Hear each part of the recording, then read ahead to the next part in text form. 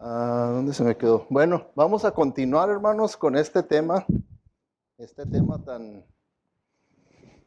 tan fuerte como es, que era como les decía a los hermanos en el culto de inglés, que yo les aseguro que en estos días, principalmente aquí en cómo está el ambiente y las iglesias en el estado de California, a este hermano Judas, que está inspirado por el Espíritu Santo para hablar, escribir lo que dijo, no lo invitarían a muchas de las iglesias aquí.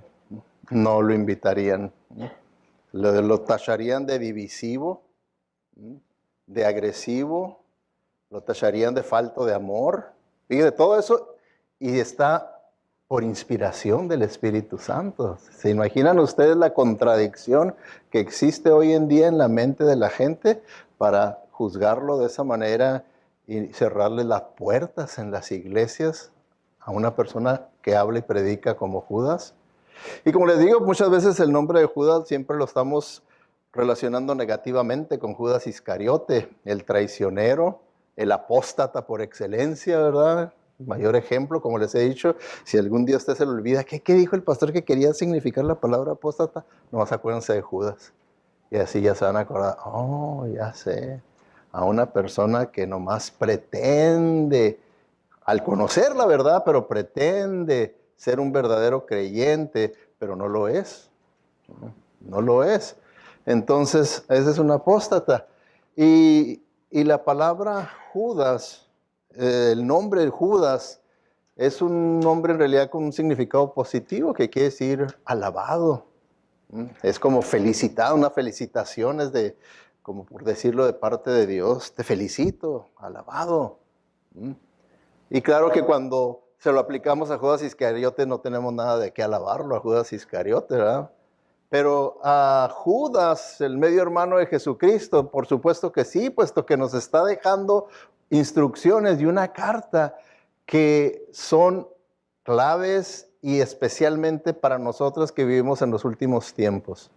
No por nada es una carta antes de Apocalipsis, antes de que venga el fin. Esto es lo que podemos esperar, esto es lo que podemos ver. Esta clase de apostasía es la que nosotros podemos experimentar dentro de nuestras iglesias, porque como vemos, estos apóstatas se introducen a las iglesias y causan daño, que es lo que hoy en día, ¿verdad? Como nos dicen los expertos que están constantemente viendo la temperatura de la iglesia evangélica aquí en los Estados Unidos, dicen que somos un gigante dormido, un gigante dormido. Entonces necesitamos despertar para que verdaderamente podamos ver que el mensaje de esta carta es real y que verdaderamente, ¿verdad? Debemos de tomar armas. ¿Puede un dormido tomar armas? No, un dormido no puede tomar armas. Solamente una persona que está despierto y que cree y que está atento y que le dicen, ¿sabes qué? Agarren armas. Cuando hay toque de guerra, se agarran las armas. ¿Por qué? Porque ya se ha visto que el enemigo está entre nosotros. Y eso es lo que Judas nos está diciendo. Pero si estamos dormidos, pues no vamos a decir, pues lo único que tal vez podamos decir es decir, pastor, estuvo muy bueno el mensaje. Pero no debe ser eso todo, no debe ser suficiente. Estuvo muy bueno y voy a tomar las armas y voy a obedecer y seguir lo que dice la palabra de Dios. Porque vamos a estar viéndolo y viendo una vez más, que no me voy a detener como me detuve cuando primeramente tocamos esos puntos. Ustedes los pueden ver en YouTube, pero sí vamos a leer el pasaje bíblico comenzando desde el versículo 1, porque siempre es bueno que repitamos y repitamos y repitamos. Hay un pastor que cuando uno lee los comentarios de él, se enfocó principalmente en el Nuevo Testamento, dice uno, qué riqueza de comentarios, de aplicación, de cómo ve la Biblia, se queda uno impresionado. Pero ese pastor tenía la costumbre de leer el Nuevo Testamento cada mes. Cada mes, leía todo el Nuevo Testamento cada mes. Hay cristianos que no lo han leído en toda su vida de cristianos. Y él cada mes leía el Nuevo Testamento, cada mes, cada mes, cada mes. Entonces, ¿imaginan cómo estaba empapado él de la palabra de Dios? De tal manera que el Espíritu Santo le podía dar a él esa, lo que llaman perspicacia, el poder entrar y profundizar y profundizar y profundizar en la palabra de Dios. Así es que nunca usted se moleste ni diga, ay, otra vez vamos a leer desde el versículo 1. ¿Lo estuvo leyendo toda la semana? No, lo estamos leyendo ahora, ¿verdad? En el día del Señor, y es bueno que nosotros nos empapemos de lo que dice la palabra de Dios. Y vemos aquí, ¿verdad?, que Judas tiene buenos deseos. ¿Por qué? Porque está escribiendo una carta que se le llaman cartas generales. Usted puede ver, hay cartas que son personales, que están dirigidas a personas, a Timoteo, ¿verdad?, a Filemón, a Tito. Y hay cartas que son dirigidas a iglesias, ¿verdad?, a Corintios, a los de Éfeso, a los Gálatas. Pero esta es una carta general, ¿verdad? Nomás se presenta como el escritor Judas. Es una carta para todos, ¿verdad? Porque todos debemos de estar bien alertas a lo que él nos está diciendo. Y dice, Judas, siervo de Jesucristo y hermano de Santiago. Y ellos dos, Judas y Santiago, son medios hermanos de Jesucristo. Dice, a los que son amados por Dios, el Padre, guardados por Jesucristo y llamados a la salvación. ¿Se fijan? Es una carta que está dirigida a los verdaderos creyentes. Y aquí los describe a los verdaderos creyentes, aquellos que fueron llamados por Dios, aquellos que están siendo guardados en su fe, en su salvación por el Señor, llamados a una salvación eterna. Dice, que Dios les dé cada vez más misericordia, paz y amor. Quiere que esos verdaderos creyentes cada día experimenten más la presencia de Dios, porque la presencia de Dios es una presencia de amor, de paz, de misericordia. Y Él quiere que crezcamos en esa experiencia personal con Él. Y luego viene la declaración de guerra. Dice, a ustedes son los únicos que pueden hacer declaración de guerra contra las falsas doctrinas, los falsos maestros. Ustedes que son los auténticos, son los que tienen que hacerle guerra a las falsificaciones. Dice, queridos amigos, con gran anhelo tenía pensado escribirles acerca de la salvación que compartimos, ¿verdad?, de lo que comenzó él a hablar.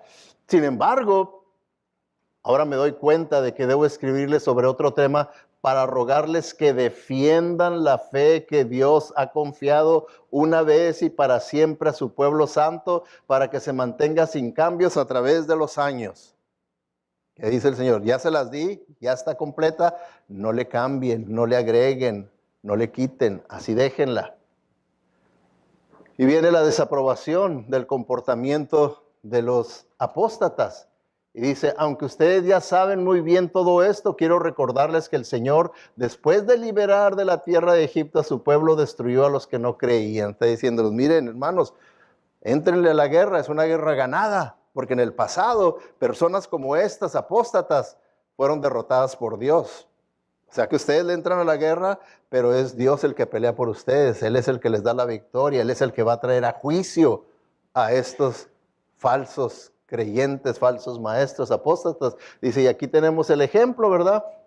Muchos de los que salieron de Egipto eran apóstatas porque verdaderamente no creían, andaban quejándose y esto y lo otro, dice, y por eso es que no entraron a la tierra prometida. Primero el Señor los hizo que anduvieran errantes por el desierto todos esos años hasta que murieron todos, cayeron. Y entonces entró una nueva generación a la tierra prometida.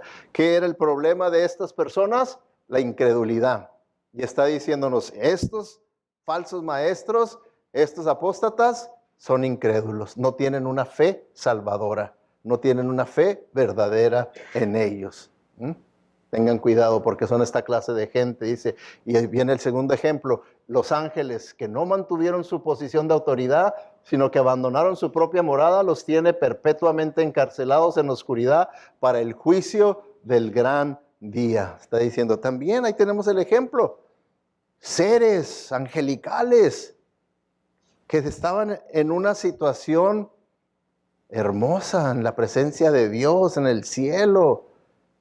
Y así, ¿qué fue su pecado de ellos? Se rebelaron. se rebelaron. Se quedaron como si nada, ¿no? Dios trajo juicio, se convirtieron en demonios y su futuro es el infierno. Entonces está diciéndonos, estos también apóstatas son rebeldes. Se rebelan contra Dios, porque ¿contra quién se rebelaron los ángeles? Contra Dios. Así también los apóstatas se rebelan contra Dios, contra su palabra. Quieren ellos ser su propio Dios, determinar qué es lo correcto y qué no es lo correcto. Y luego da el tercer ejemplo, dice, así también Sodoma y Gomorra y las ciudades vecinas son puestas como escarmiento al sufrir el castigo de un fuego eterno por haber practicado como aquellos inmoralidad sexual y vicios contra la naturaleza. ¿Se fijan? ¿Qué es el pecado de Sodoma y Gomorra? La inmoralidad. Entonces nos está diciendo, estos apóstatas también es característico de ellos. La inmoralidad. La inmoralidad. Entonces, ¿no será algo que debemos de tener mucho cuidado? Debemos de tener mucho cuidado porque está diciéndonos, ¿verdad?, lo que es la verdad. Ahora, aparentemente estas personas no se van a ver así, aparentemente. Mi agüita, hermano. Gracias. Aparentemente no se van a ver así, ¿verdad? Tal y como los está presentando aquí Judas. Aparentemente no se ven así. Pero Judas, inspirado por el Espíritu Santo, puede ver adentro el corazón, la mente, las intenciones de estos apóstatas. Y entonces nos lo está revelando por el Espíritu Santo, nos lo está describiendo, nos está advirtiendo para que tengamos cuidado y que podamos nosotros siempre estar atentos y listos para discernir. Por eso es que es tan importante que nosotros conozcamos la verdad, hermanos. Como en el pasado ya les he platicado, como aquí en Estados Unidos, ¿verdad?, en el Departamento del Tesoro, había personas expertas para poder discernir, para poder ver qué billetes eran falsos y cuáles eran imitaciones.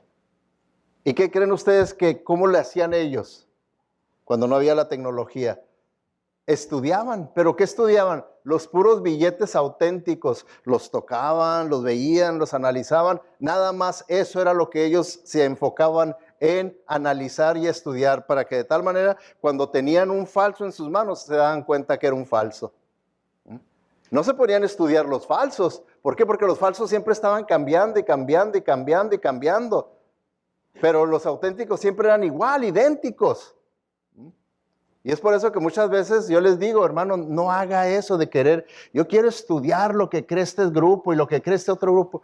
No estudie eso, se va a confundir. Estudie primero lo auténtico. Ahí es lo que usted tiene que estudiar, la verdad. Por eso siempre les digo, ¿ya estudió usted algún libro de doctrina, de teología? No. Entonces, ¿qué quiere andar confundiéndose por allá? Tiene primero que empaparse con lo auténtico, lo verdadero, para que después usted solito va a poder discernir y decir, ni tengo que andar leyendo toda esta página, ni me tienen que confundir, ni tengo que andar preguntándole al pastor, pastor, a ver, escucha este mensaje, ¿qué piensa usted? Porque ya lo traen todo confundido, ¿verdad? Y quieren que los haga. Digo, no hagan eso, no hagan eso, pónganse. ¿Cuántos de ustedes tienen un buen libro doctrinal? Un buen libro doctrinal. No unas hojitas, no, un buen libro doctrinal. Si no lo tiene, es urgente que lo tengan. Y a mí me encantaría que usted me escriba un texto y me diga, pastor, ¿qué me recomienda? Verá que les voy a mandar. Un hermano me decía, no, yo ya no le mando preguntar a usted, pastor, porque siempre me contesta con un libro. Pues es que yo lo que quiero es que ustedes se profundicen, porque me hacen una pregunta de un tema y yo digo, es que esto es extenso, necesitan verdaderamente aprender todo lo que tiene que ver con eso, porque si ahorita nomás le explico esta cosita, al rato vienen con la otra, y al rato vienen con la otra. Mejor aviéntesela toda de una vez, toda la enchilada, ¿para qué probaditas nada más? Entonces, así también, agarren su libro doctrinal o de teología, ustedes díganme qué quieren, yo se los ordeno. Nada más, lo único que les digo, 5 hojas al día que lean. Y si se están empachando, pues unas 2, 3 hojas nada más, ¿verdad? No más. Pero todos los días, yo les aseguro que al final de un año y medio, ya lo terminaron. Ya lo terminaron. Y no que puede pasar, hay cristianos que pueden pasar toda su vida cristiana y nunca haber estudiado un libro doctrinal. ¿Y qué pasa? Que siempre están estancados en ese mismo nivel. Siempre están estancados en ese mismo nivel. ¿Creen ustedes que sea algo sano ver a alguien que está igualito y dice, oh, estás igualito como cuando tenías 5 años de edad, ya pasaron 50 y estás igualito? ¿Creen que sea sano eso? Que una persona se quede igualito con su comportamiento como de los 5 años de edad y ya tiene 50 años de edad, tiene 80. No, son enfermedades. Y así nosotros nos podemos quedar en un estado enfermizo perpetuamente, en vez de ir creciendo en la gracia y el conocimiento de nuestro Señor Jesucristo. ¿Qué quiere decir eso? Que crecemos en el conocimiento de la palabra, de nuestra relación con el Señor, y el crecer en la gracia quiere decir que vivimos en la gracia y vivimos de acuerdo a esa palabra, de acuerdo al Espíritu de Dios. Entonces es los 2 pasos. Lo que aprendemos y lo vivimos. Crecemos en la gracia y en el conocimiento de Dios. Entonces vemos que estas son las características. Y entonces viene la denuncia contra los apóstatas y les dice, de la misma manera, estos individuos que pretenden tener autoridad por lo que reciben en sueños, llevan una vida inmoral, desafían a la autoridad y se burlan de los seres sobrenaturales. ¿Se fijan? Entonces, cuando vimos, ¿verdad?, que aquí habla de que reciben en sueños, que pretenden vivir de acuerdo a los sueños, hacer doctrinas, enseñanzas de acuerdo a los sueños. No tan solo se refiere a sueños, es decir, recibir revelación de Dios en sueños. No tan solo se refiere a eso, sino que se refiere que también todo lo que ellos se imaginan y fantasían, lo hacen como que viene de Dios, lo hacen como que es la verdad. Y es por eso que muchas veces en esas iglesias que tienen esa clase de enseñanza, la gente le gusta y dice, oh, pues es que siempre está enseñándonos cosas nuevas que nunca había oído. Pues no, claro que no, son distorsiones, son imaginaciones nada más, pero no son basados verdaderamente en la sana doctrina. Y se llevan llevan una vida inmoral, desafían a la autoridad y se burlan de los seres sobrenaturales. Entonces vemos aquí, ¿verdad?, la clase de sistema en el que ellos operan cuando le dan más autoridad, más credibilidad a sus experiencias, a sus sueños, a sus imaginaciones. Quiere decir que ellos ya entraron en un sistema místico, no de la palabra de Dios. Y les enseñé lo que significa dentro del cristianismo, cómo se aplica el significado del misticismo al cristianismo. Por eso les puse, el misticismo cristiano tiende a elevar la experiencia, las emociones, los sentimientos, la intuición y las impresiones por encima de la palabra escrita de Dios. Por eso es que las personas estas le van a decir a usted, es que usted nunca ha experimentado eso. Si lo experimentara, ¿sabría usted que esto es verdad? No. ¿Qué quieren? Están diciendo que la experiencia es la prueba final para determinar si algo es bíblico o no es bíblico. No es la experiencia. Dice, es que el día que usted sienta eso tan hermoso que yo siento, y ya no lo va a condenar.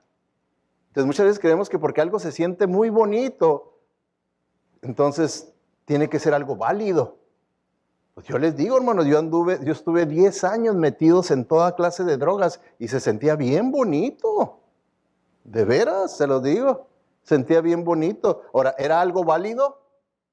No, por eso el Señor me sacó de ahí, porque no era algo válido eso. No algo que se sienta bonito, tiene que ser de parte de Dios. Tenemos que tener mucho cuidado, ¿no?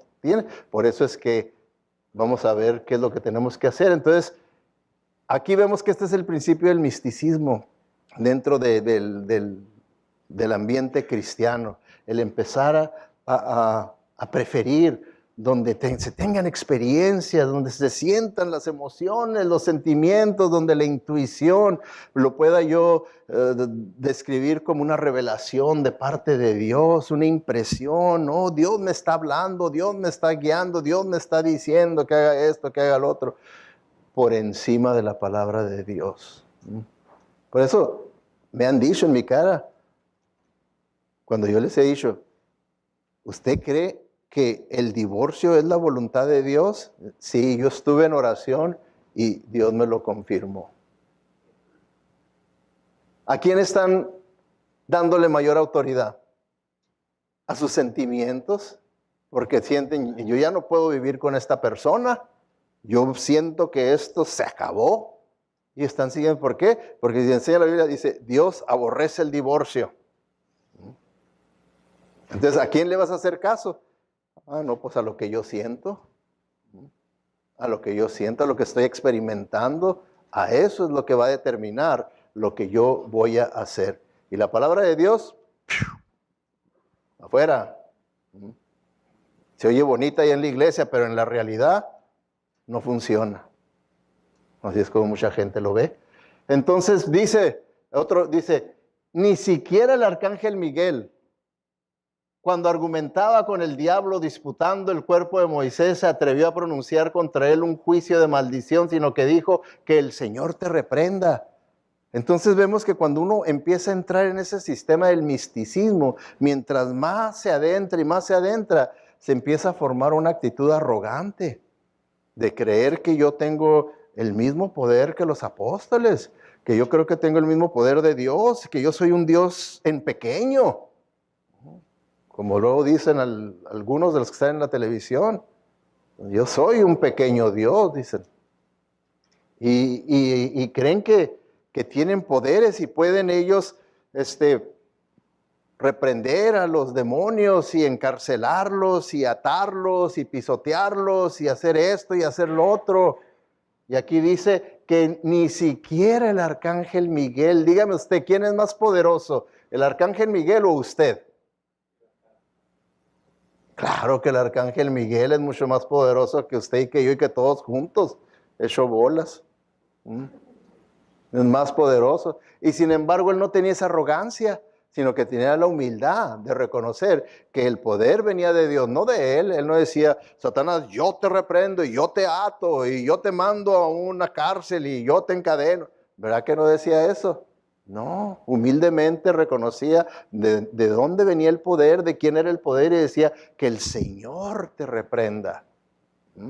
Que el Señor te reprenda. Y por eso les di los ejemplos de cómo hoy en día a diferentes niveles se puede empezar a ver esa arrogancia de personas, ¿verdad?, que no conocen y empiezan a orar erróneamente, como si ellos fueran la fuente de toda bendición. Y yo te bendigo, mi hermano, y te declaro sanidad, y yo te hago, y yo. ¿Cómo? ¿A poco tú ya eres Dios? ¿A poco tú eres la fuente de poder? ¿Tú eres la fuente de bendición? No. La oración debe ser humilde, siempre diciendo, Señor, yo te pido que tú bendigas a mi hermano, bendice esta tu iglesia, yendo a la fuente de toda bendición, yendo a la fuente de todo poder, yendo a la fuente de toda sabiduría, a Dios, no yo. Eso ya es arrogancia cuando yo empiezo y declaro sanidad en tu vida. ¿Desde cuándo te graduaste de Dios? Nunca ha habido una graduación de que nos podamos graduar de Dios. ¿Saben quiénes sí creen eso? Los mormones. Ellos sí creen que uno va a venir a llegar a ser Dios. Por eso el dicho, un proverbio de ellos, ¿verdad? Como por ejemplo con Jesucristo, dice, así como me ves, tú fuiste, y así como tú llegaste a ser, yo voy a llegar a ser. ¿Sí le entendieron? Entonces, ellos sí creen eso. Y cuando nosotros, los cristianos, empezamos a adoptar esas actitudes, pues no es más que lo mismo. Nomás que como dijo un pastor, dice, es la misma perra nomás con diferente collar. Es todo. Entonces, vemos, ¿verdad?, lo que quiere decir la arrogancia. Hacer reclamos, o sea, creer, presumir de tener mayor importancia, derechos y poderes que otros. Y tiene uno que tener cuidado de no caer en eso. ¿Por qué? Porque sabemos que esa creencia es un engaño de Satanás. Satanás es el que dijo, Dios sabe que en cuanto coman del fruto se les abrirán los ojos y serán como Dios. Es una mentira de Satanás. No hay tal cosa de que nosotros vamos a poder ser como Dios. Dice, pero estos hombres se burlan y maldicen cualquier cosa que no entienden y como los animales hacen lo que se les antoja, arruinando así sus almas. ¿Okay? Quiere decir que viven por sentimientos y luego dentro de vivir por sentimientos, dice que se burlan de la verdad, se burlan de lo que verdaderamente es de parte de Dios. Y pues sabemos que eso no es de acuerdo a la voluntad de Dios. Dice, ¡ay de ellos! Porque han seguido el ejemplo de Caín, por ganar dinero se han desviado como Balaam y como Coré, mueren por su rebeldía. Vemos que el pecado de Caín era hacer su propio sistema de salvación. Se rebeló contra el sistema de Dios y dijo, no, yo creo de esta manera y Dios me tiene que aceptar mi método de venir ante su presencia, mi método de adoración, mi método de salvación. Eso hizo Caín. ¿Y qué dice el Señor? Reprobado. O es a la manera de Dios como Él lo reveló, o está reprobado. Balaam, codicia por ganancia material. Vemos, ¿verdad?, que se aferró y terminó por codicia haciendo lo que no debía hacer. Le buscó de una manera y de otra y por fin le buscó la manera de cómo hacer lo que el Señor le había dicho que no hiciera. Y muchas veces nosotros así también le buscamos muchas veces las maneras de cómo hacerle, supuestamente para no quebrar ningún mandamiento, pero a la vez salirme con la mía materialmente. Y tenemos que tener cuidado. Dice, y nos está diciendo, estas personas, estos apóstatas, eso es lo que ellos son. Son como Caín, son como Balaam y son como Coré, que se rebelaron contra la autoridad establecida por Dios. Moisés era la autoridad establecida por Dios y Coré dijo, no, ¿a poco Dios nomás ha hablado a través de ti? ¿A poco tú nomás puedes tener acceso a Dios? ¿A poco tú nomás puedes saber la verdad? ¿A poco tú nomás puedes predicar? Y empezó a rebelar contra la persona que estaba autorizado por Dios para hablarle al pueblo y para enseñarle al pueblo. ¿Se fijan? Entonces, Judas compara a los apóstatas con elementos de la naturaleza. ¿Ok? Y como les digo, esta parte es la que les decía la semana pasada, que está escrita en forma poética. Y muchas veces cuando escuchamos eso de poesía, pensamos luego en romanticismo y creemos que es algo, oh, qué bonito ha de sonar. Está duro. No crean que es una poesía blandita, es áspera, es una lija que raspa. Por eso es que les digo que estoy seguro que hoy en día la gran mayoría de nuestras iglesias no le permitiría a Judas que predicara en sus púlpitos. No le permitiría por su mensaje. Dice, cuando estos individuos participan con ustedes en sus comidas de compañerismo, las cuales conmemoran el amor del Señor, son como arrecifes peligrosos que pueden hacerlos naufragar. El primer ejemplo, como arrecifes son, ¿ok? O sea que los pueden hacer naufragar, les pueden echar a perder la fiesta, les pueden echar a perder su fe, les pueden echar a perder su vida. Ahora, y dice ahí, cuando estos individuos participan con ustedes en sus comidas de compañerismo, las cuales conmemoran el amor. Estas eran las cenas agape que les llamaban. Era una cena que era antes de participar de la cena del Señor. Porque en esta cena era lo que nosotros le llamamos hoy en día un potluck. una cena de traje. Yo traje esto, fulano traje lo otro y todos traemos algo, ¿verdad? Y era una oportunidad de expresar el amor del Señor. ¿Por qué? Porque en ese tiempo había mucha pobreza y había personas muy ricas y estaban dentro de la iglesia. Entonces era una oportunidad para que nuestros hermanos más pobres pudieran comer un buen plato de comida que los ricos trajeran. Los pobres traían lo que ellos podían, los ricos los que ellos podían, y entonces se juntaba el potluck y vamos a disfrutar en amor todo esto entre todos nosotros. ¿Verdad que sonaba algo bonito? Pero ¿qué pasó? No, el apóstol Pablo nos dijo ya lo que pasó en Corintios, en esta cena agape, esta cena del amor, cuando dice, porque cada uno se adelanta a comer su propia cena, de la cena ágape, de manera que unos se quedan con hambre mientras otros se emborrachan. Quiere decir que se hacían divisiones entre ellos, los riquillos decían, no, yo traje un buen plato, ¿poco voy a comer esos panecillos duros que trajo aquel apestoso? No, hombre. Y entonces entre ellos ahí se comían lo que trajeron y como traían vino bueno, hasta se emborrachaban. Como ellos sí podían traer vino bien fermentado, pues se lo tomaban y terminaban embriagados. Echaban a perder esa fiesta de amor. ¿Se imaginan ustedes? Por eso es que lo que pasó históricamente, la cancelaron completamente esa. La cancelaron. Entonces, lo que Judas nos está diciendo es cierto. Vienen a echar a perder todo lo bueno. Por eso es que los está comparando con arrecifes peligrosos que pueden hacerlos naufragar. ¿Sí saben lo que son los arrecifes? Los arrecifes son las piedras ocultas que hay en el mar. Piedras ocultas que hay en el mar. Que esto es lo que le puede pasar a un barco.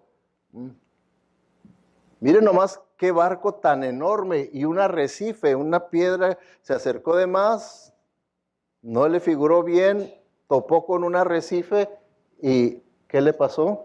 Se vino abajo. Entonces usted puede, es lo que nos está advirtiendo, dice, su fe, por grande que sea, tiene que cuidarla, tiene que tener cuidado porque le puede pasar esto, se la pueden hundir. Se la pueden hundir. ¿Por qué creen que les digo? No anden ahí en los websites viendo aquí, viendo allá y que este otro predicador y este otro. Le puede pasar esto. Le puede pasar esto. Como por ejemplo, un hermano me manda, ¿verdad? Pastor, ¿qué piensa usted de este predicador? Y me manda el mensaje del predicador y veo, es 1 hora 15 minutos el mensaje. Digo, hermano, mejor esa hora 15 minutos úselo estudiando doctrina. ¿Por qué no aprovecha esa hora 15 minutos que se puso a escuchar herejías? Mejor agarre un libro doctrinal y póngase a leer sana doctrina. ¿No cree que le va a ayudar más 1 hora 15 minutos leyendo un libro doctrinal de sana doctrina que estar oyendo eso? ¿Qué creen ustedes que sea mejor? Pero claro que Satanás no nos va a dejar hacer eso. Va a decir, no, tú oye, al cabo que sí le agarras. Y esto es lo que le puede pasar. Advertidos estamos por la palabra de Dios. Advertidos. Porque no son ideas mías, ¿verdad que eso es lo que dice? Y por si se le olvidó. Dice, son como arrecifes peligrosos que pueden hacerlos naufragar. Pueden hacerlos naufragar. Es una advertencia. Tengan cuidado, no lo tomen a la ligera, porque esta es la palabra de Dios y es lo que nos está diciendo, que tenemos que tomarlo con seriedad, con esas rocas ocultas, que es lo que nos pueden hacer. Y luego, otro cuadro, dice, son como pastores que no tienen vergüenza y que solo se preocupan por sí mismos. O sea que no es acerca del bienestar de la congregación, de la iglesia, es acerca de mi bienestar, es acerca de mí. lo que a mí me conviene, lo que a mí esto, lo que a mí me beneficia, no lo que a la iglesia le puede beneficiar. Eso es lo que son, dice. O sea que son así más o menos, ¿lo ven?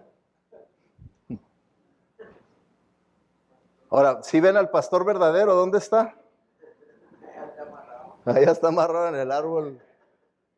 Lo dejó hasta en calzoncillos allá. Y él bien sonriente, ¿verdad? Diciendo lo que me voy a comer, todo lo que voy a sacar de estas ovejitas. Porque es para su beneficio personal. No es para el beneficio de las ovejas. Y luego dice, son como nubes que pasan sobre la tierra sin dar lluvia. Ahora, tenemos que entender esos tiempos. Esos tiempos no es como nuestros tiempos, ¿verdad? Que hoy en nuestros días tenemos sistemas de riego para las tierras de cultivo.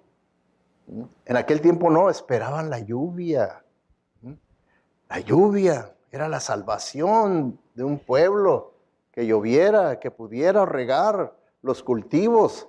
Entonces, imaginan ustedes la emoción, ¡ay, va a llover! Ya están las nubes aquí, ya viene la lluvia, gracias a Dios, porque va a poder alimentar nuestra tierra para que la semilla que plantamos ya pueda brotar. Y bueno, toda la expectativa que tenían, ¿verdad? Y nunca cayó agua. Ahí están las nubes, dice, son como nubes que pasan sin dar lluvia. Pasó la nube, no hubo lluvia. ¿Cuál va a ser la reacción de esa persona que esperaba la lluvia? ¿Qué creen ustedes? ¿Cómo se va a sentir? ¿Bien contento? ¿Bien alegre? ¿Qué va a ser la experiencia? Decepción. Se va a decepcionar. Ay. Y es lo que nos está diciendo. Dice, estas personas, dice, con sus falsas doctrinas, lo único que van a producir en ustedes son decepciones. ¿Qué le puede pasar a una persona que le cree, que le dice, Dios te tiene que sanar, Dios te tiene que enriquecer, Dios te tiene que tener, y Dios te tiene que hacer esto, y Dios no lo hace? Porque ¿será siempre la voluntad de Dios sanarnos, de acuerdo a la Biblia? ¿Será siempre la voluntad de Dios que seamos ricos? No. Entonces, ¿qué pasa si me lo están diciendo domingo tras domingo y me lo creo yo y no me pasa nada de eso? Termino decepcionándome con Dios. Me decepciono con Dios. Claro que ellos, cuando uno les dice, ¿qué pasó? No me ha pasado, mano, no me ha llegado ese chequezote que dijiste que me iba a llegar del cielo. ¿Qué pasó? No, pues es que no tienes suficiente fe. Válgame. Entonces, viene la decepción. Viene la decepción y es lo que pasa. Las falsas doctrinas, esas falsas enseñanzas son como nubes que pasan y en realidad no van a traer nada y se aparentan dar lo que tanto se necesita, pero no dan el alimento necesario, ¿verdad? Porque el agua era el alimento de la tierra. Aparentan que van a traer mucha agua y va a haber una cosecha grande y nada. Decepción. Entonces, la apariencia es más que la realidad. La apariencia es más que la realidad.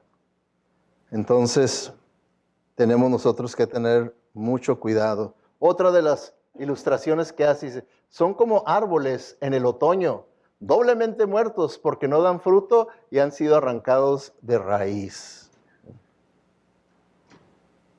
¿Qué creen ustedes que haría yo? Yo ayer atrás de mi casa tengo un árbol de 2 de naranjos, diferentes naranjos, de durazno, de limón mexicano.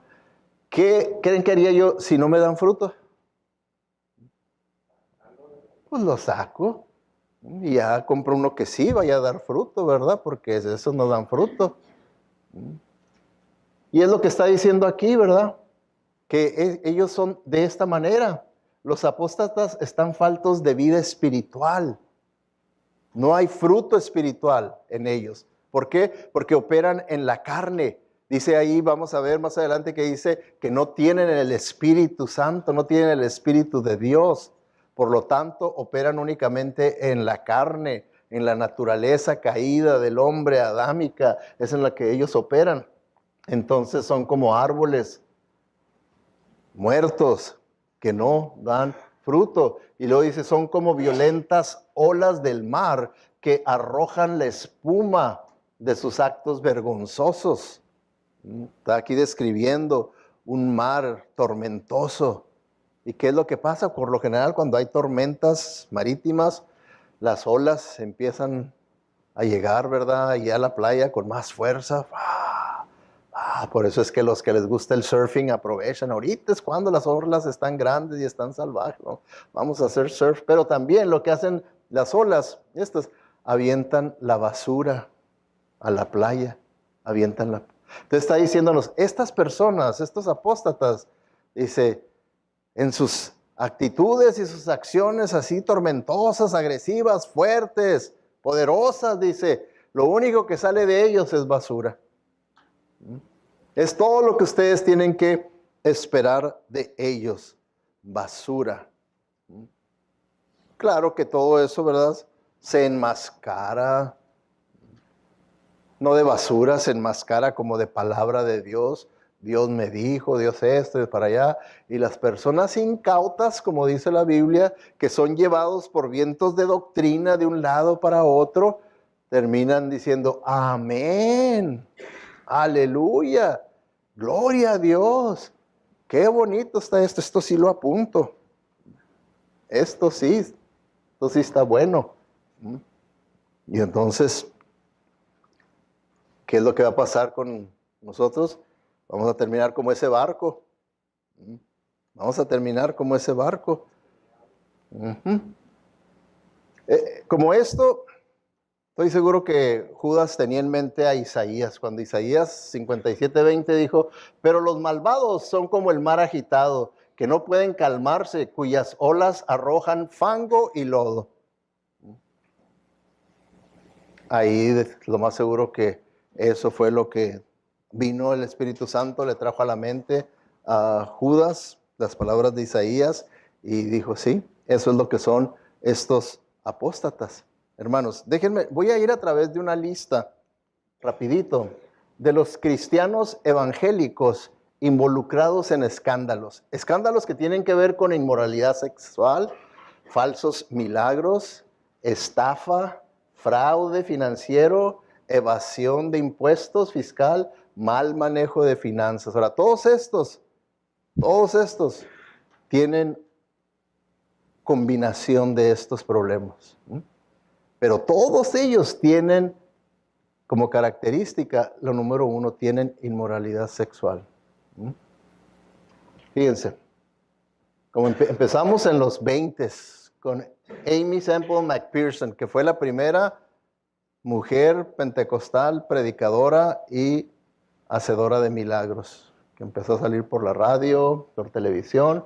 Ella, bueno, no voy a ir a través de todos los problemas que tuvo y todo, pero ya les dije más o menos en lo que consistían los problemas que tuvieron. Lanny Frisbee, se lo estoy poniendo por fecha, ¿verdad? Cómo salieron.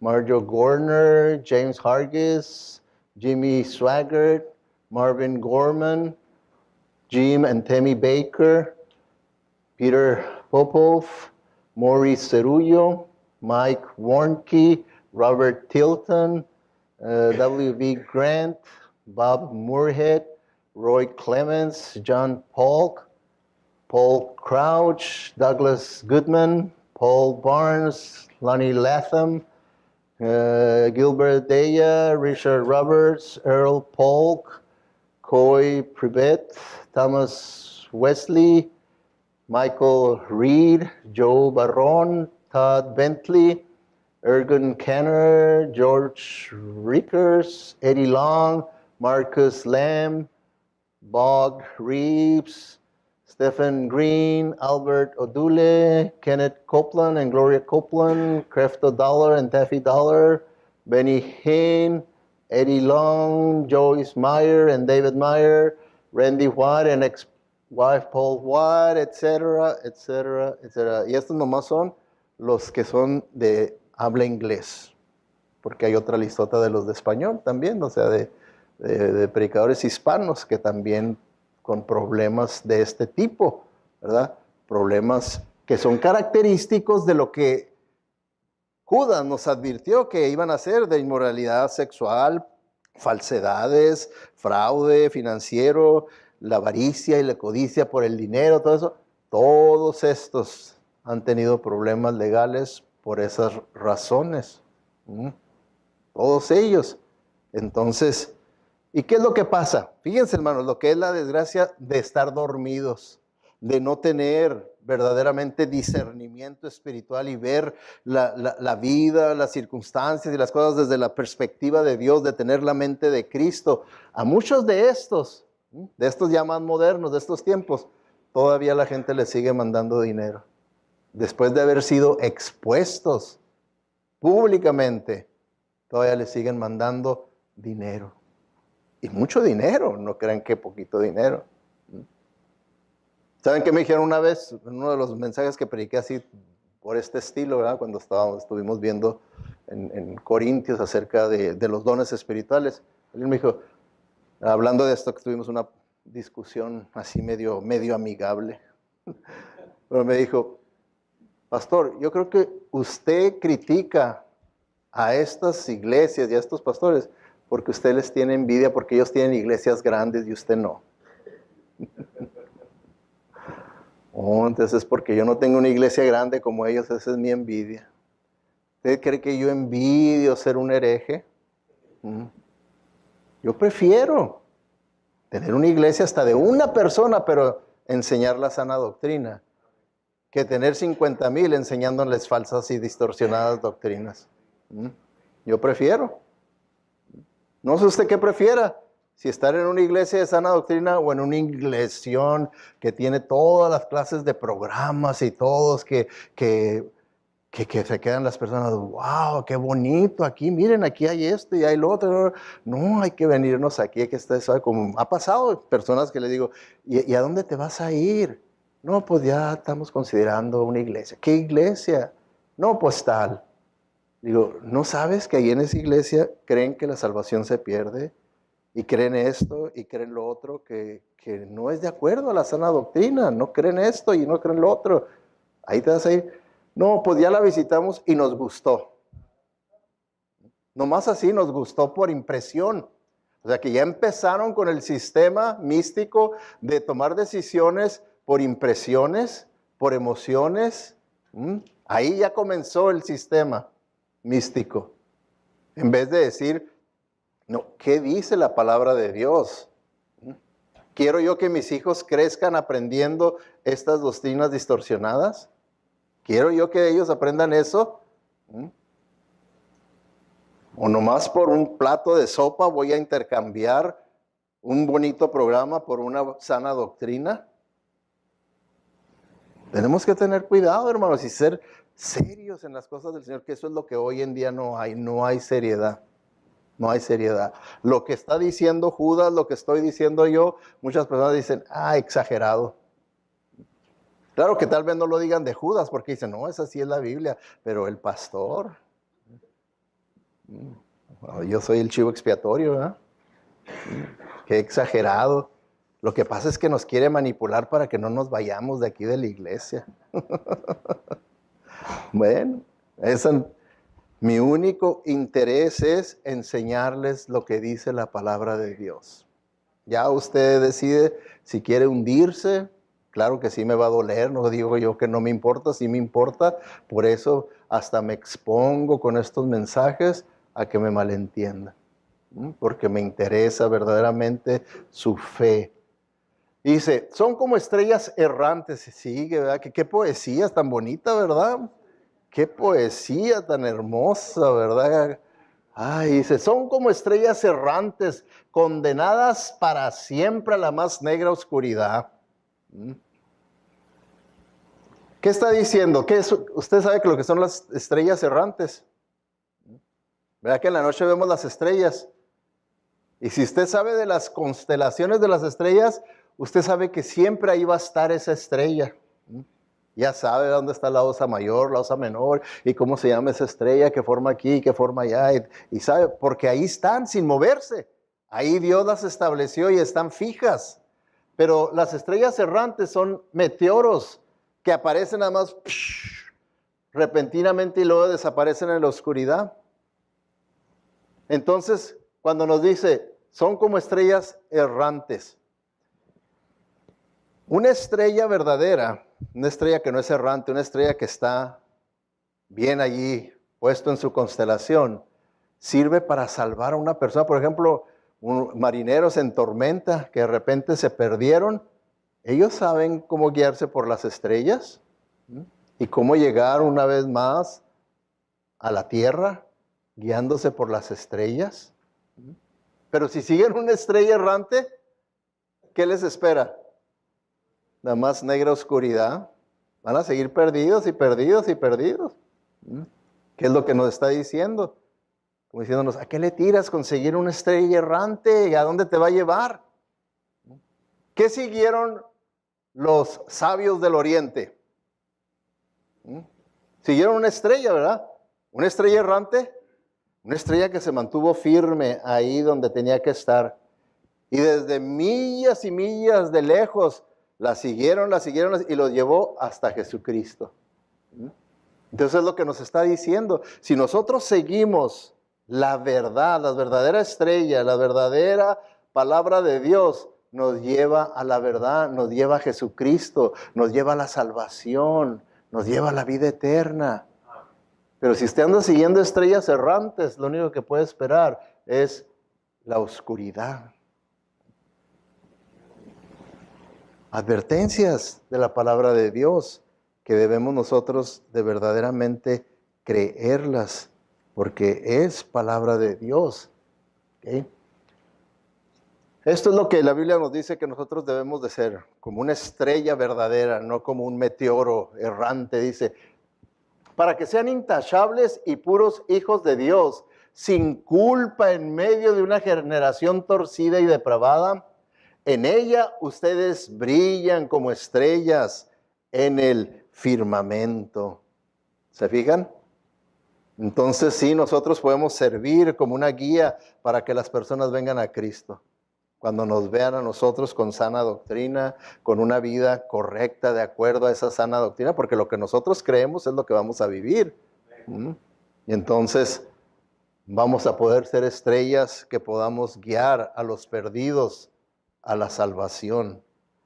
O sea, aquí nos dio Judas 6 fotos, 6 cuadros de estos falsos maestros, de estos apóstatas. Y podemos ver fácilmente cuán peligrosos son y cuán importante es para la iglesia mantenerlos fuera. Ahora, vamos a verlo aquí. En cuanto a esta iglesia, ¿quién es responsable de no darles lugar y mantenerlos fuera a los apóstatas, falsos maestros, falsas doctrinas? ¿Quién es responsable? Díganme ustedes. Si usted pensó que yo, está mal. Somos todos. Todos somos los que debemos de estar atentos, alertas. Y muchas veces no lo hacemos. Puede andar alguien ahí con marihuanadas, como les digo yo, ¿verdad? Enseñando. Y no, pastor, pues no le quise decir porque, ¿por qué no protege a su iglesia? Es que no quiero andar en chismes. Esos no son chismes. Esos no son chismes. No se quiera usted proteger de nada, proteja a su iglesia. Esa es la que le debe preocupar más que vayan a decir que usted anda en chismes. Que muchas veces es lo que pasa. Nos queremos proteger más nosotros que verdaderamente proteger a nuestra iglesia. Y lo hacemos con esa excusa de decir, no, pues es que yo no quiero andar en chismes. No son chismes. Y si es protección para su iglesia, no es chisme. Usted sabe muy bien lo que es un chisme. Muy bien sabemos todos nosotros lo que es un verdadero chisme, pero eso no es un chisme. Y fíjense, dice, versículo 16, sigue la lija raspando. Esta gentecita, esta gente se queja de todo y lo critica todo. Se quejan de que no, yo no estoy de acuerdo con la iglesia y yo no deberían de hacerlo así, que yo, y si yo, y bueno, se quejan de todo. Solo quiere que se cumplan sus deseos egoístas. Habla con orgullo y cuando habla bien de los demás lo hace solo para aprovecharse de ellos, para manipular y tratar de sacarles algo. Eso es todo. Por eso es que lo va a alabar, porque le quiere sacar algo.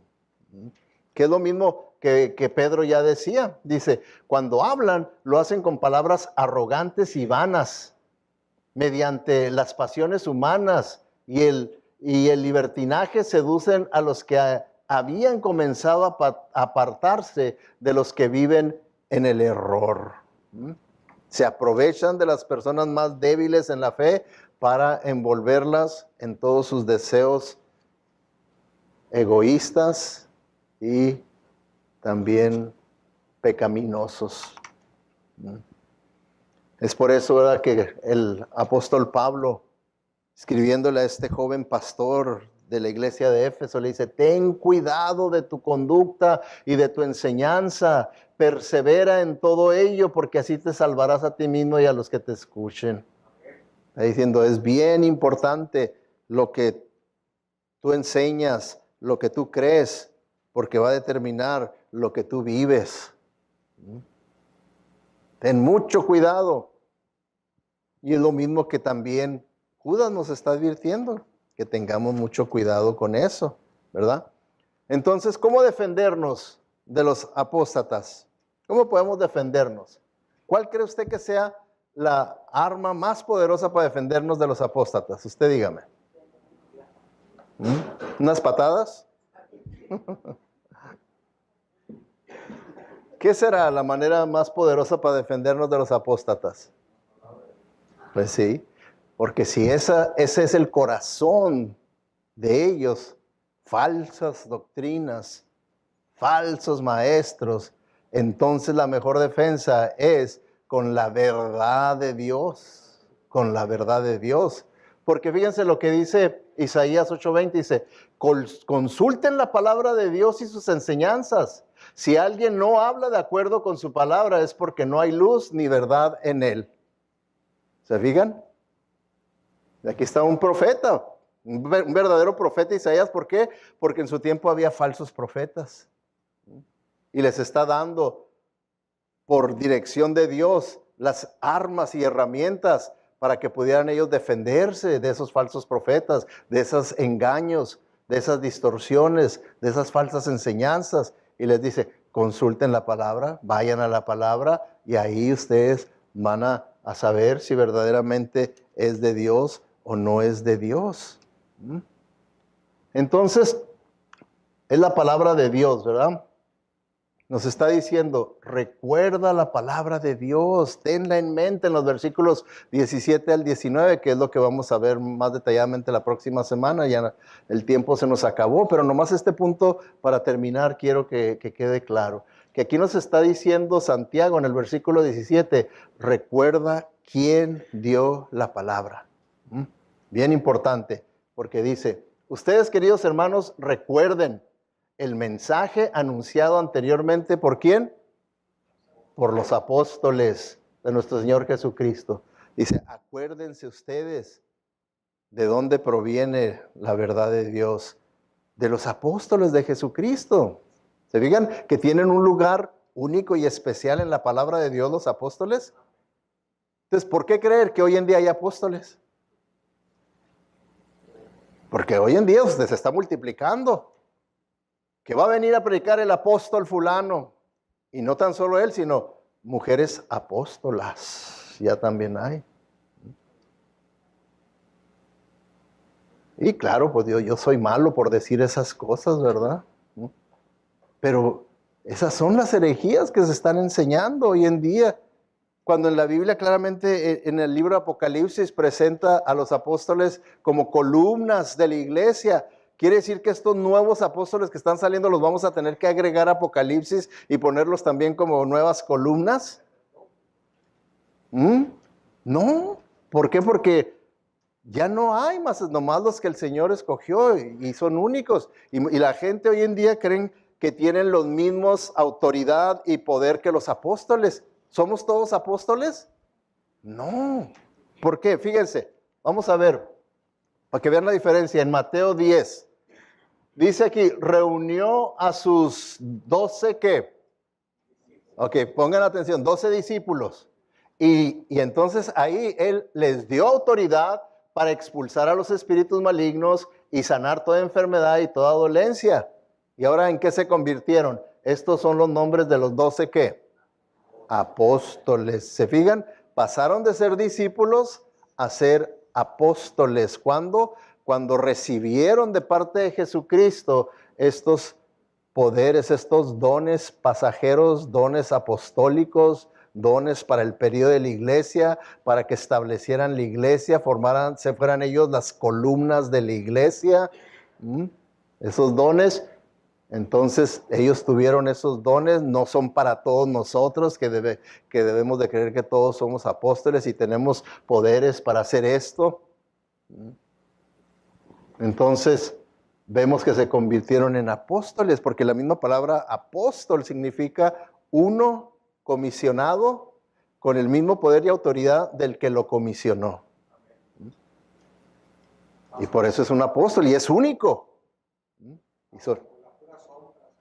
Con la pura sombra hasta resucitaban muertos. A ver, cuando me muera yo, ¿quién me va a resucitar? A ver, díganme, ¿quién me va a resucitar? No han siquiera tenido poder para sacarme cabello. Ahora resucitarme. Pues, entonces, es importante que, ¿verdad?, que nosotros podamos ver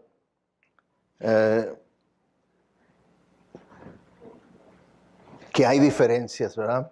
Así como nos dice ahí la palabra de Dios, hay diferencia entre nosotros y Dios, hay diferencia entre nosotros y los ángeles, hay diferencia entre nosotros y los demonios, hay diferencia entre nosotros y los apóstoles. La sana doctrina nos lo explica, cuál es el rol, la posición de cada uno de nosotros, y no debemos de confundir o revolver todo eso.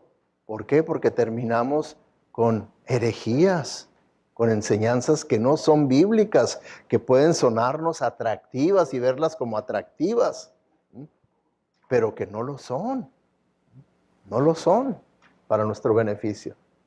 ¿Ok? Entonces, hermanos, la tarea de ustedes para esta semana es que continúen meditando en esto, porque lo que quiero es que formemos una conciencia que se convierta en convicción que todo esto es verdad, es palabra de Dios. ¿Por qué? Porque para la próxima semana vamos a ver los 3 grados de apostasía que presenta ahí a los que están comenzando con creencias y doctrinas falsas, a los que apenas comienzan, a los que van en medio camino y a los que están bien metidos, con doctorado en la apostasía. Y nos va a decir cómo sacar a cada uno de ellos. Pero para eso necesitamos nosotros tener esa convicción en nosotros de decir, si es cierto, esto es palabra de Dios, no son exageraciones del pastor, no es manipulación del pastor, es mensaje de Dios. Judas nos lo dejó bien claro. Entonces yo tengo que formar esa convicción, porque yo sé que alrededor mío va a haber personas que ya sea que están en el paso 1, paso 2 o paso 3. ¿Qué voy a hacer? ¿Me voy a quedar callado porque yo quiero estar en paz con todos? No quiero tener conflicto con nadie. Yo quiero estar políticamente correcto con todos. Yo practico la gracia. ¿Va a tomar esa actitud de autoprotección egoísta? ¿Se fijan por qué necesitamos meditar en todo esto y verdaderamente dejar que se forme una convicción en nosotros? Oremos. Padre Celestial, te damos gracias, Señor, por este día, por esta hora, por este tiempo, Señor, que nos permites estar en tu palabra. Tu palabra es verdad, Señor. Y sobre todo este libro, que es un libro duro, Señor, para preparar mensajes, para oírlo, para predicarlo, para recibirlo también como congregación. Pero, Señor, que tengamos la convicción que esa es tu palabra, que esta es tu voluntad para nosotros. Tú quieres que seamos estrellas, que verdaderamente podamos brillar con la verdad y podamos llevar a las personas, conducirlos por el camino correcto de tu verdad, Señor. Gracias te damos, Señor, porque tú estás con nosotros y sabemos, Señor, que tú eres nuestro Maestro por excelencia, que nos puedes enseñar ahí en lo profundo de nuestro corazón las verdades estas aplicables a nuestra vida personal. Despídenos con tu bendición, Señor, y gracias por todo en el nombre de Cristo Jesús, que podamos tener un resto de este tu día, Día del Señor, de bendición en compañía de nuestros seres queridos, hermanos y amistades. Amén.